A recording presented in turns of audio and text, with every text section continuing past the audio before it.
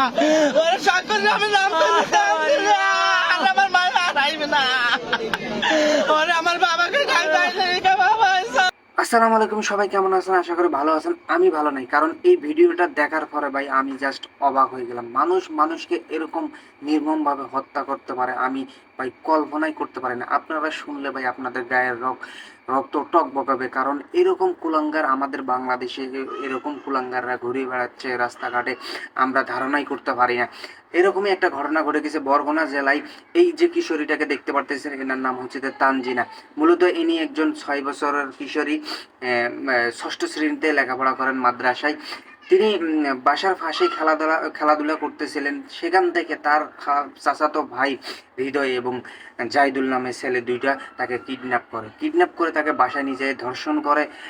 সেই রাত্রেই তার বাবাকে কল দিয়ে বলে তার মেয়েকে কিডন্যাপ করা হয়েছে, তাকে যদি উদ্ধার করতে হয় তাহলে 15 লাখ টাকা তাদেরকে দিতে হবে।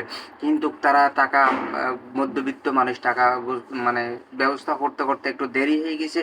এই জন্য তাকে হত্যা করে বস্তায় ভরে ফেলে দেওয়া হয়েছে। তারপরে তাদের সাথে কোনো যোগাযোগ নেই।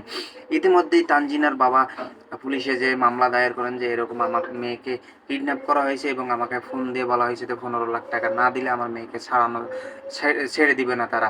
তো মামলায় তদন্ত, পুলিশেরা ইতিমধ্যে তদন্ত করে সেই যে নাম্বারে কল দিয়েছিল এবং মেসেজ করেছিল সেই নাম্বারের সূত্র ধরেই হৃদয় এবং জাহিদুল নামে সেই ছেলেটাকে গ্রেপ্তার করা হয়েছে। ভাই দেখুন, আমাদের বাংলাদেশে এত ছোট ছোট মেয়েদেরকে কিডন্যাপ করে ধর্ষণ করতেছে এরকম কুলাঙ্গারের সন্তানেরা আমাদের বাংলাদেশে হাজারো হাজারো অলিতে গলিতে ঘুরিয়ে বেড়াচ্ছে।